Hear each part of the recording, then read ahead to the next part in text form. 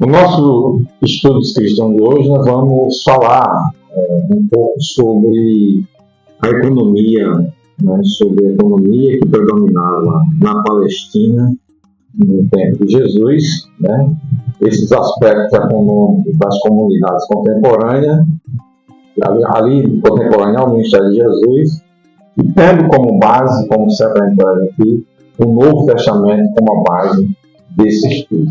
A vida econômica da Palestina, ela no primeiro século, era profundamente influenciada por fatores como a dominação romana, que são um aspecto político, nós vamos trazer isso em outro momento com maior profundidade, não uma profundidade assim, né?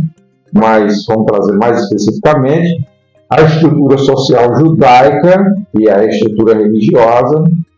Nós já abordamos em alguns momentos isso, dizendo que Jesus sim tinha uma origem judaica, né? Digamos assim, as práticas religiosas, todas esse conjunto de coisas que influenciava ali o terreno onde Jesus fazia suas pregações, onde Jesus estabeleceu o seu ministério. A economia da Palestina nessa época era predominantemente agrária, né? Então você tinha uma economia de base agrária, né? A maioria das pessoas vivia em pequenas aldeias e dependia da agricultura e da pecuária para a sua subsistência, né? Além disso, você não tinha uma economia de escala, mas uma economia de subsistência, né? E os principais produtos cultivados eram o trigo, né? A gente vê muito falar de pão, trigo, né? Inclusive nos exemplos de Jesus, né? A cevada é um outro elemento muito cultivado, a uva, o figo e a azeitona, de onde se fazia, né? De onde vinha o azeite, daí o nome azeitona, que na verdade seriam as olivas.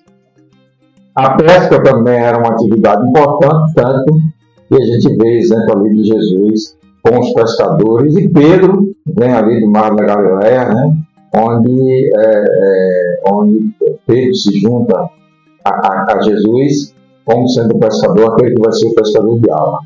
Né, onde a gente vê isso muito, tem um estudo mais aprofundado, mais em cima do Novo Testamento, ali a partir de Mateus 4, versículos 18 e 22, nós vamos trazer muito pertinente essa ideia.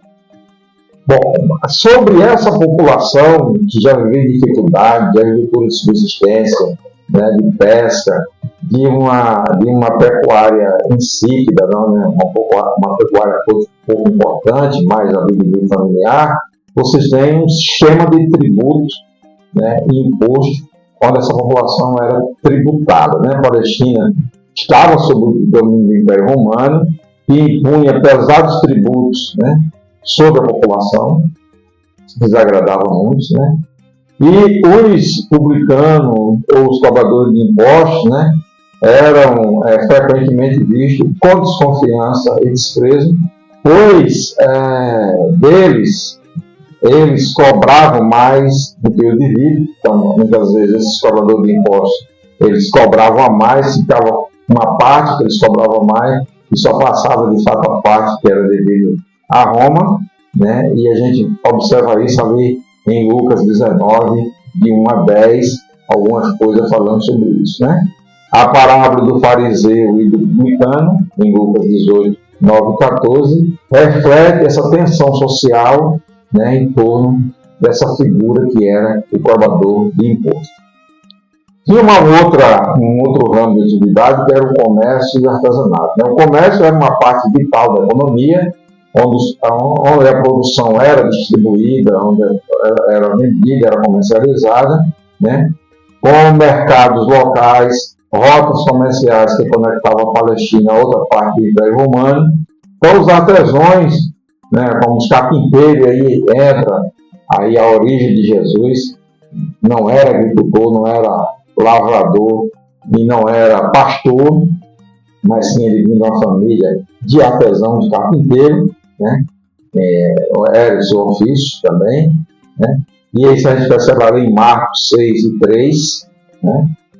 Desempenhava um papel importante nessa economia local, né, e sobretudo na produção de tecido, cerâmica e outros bens que eram necessários e comuns.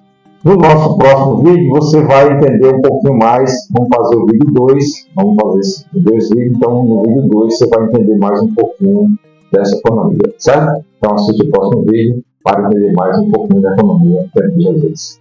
Se você gostou do nosso vídeo, você deixa um like. Se você tiver dúvida, você deixa aqui nos comentários e até o próximo vídeo.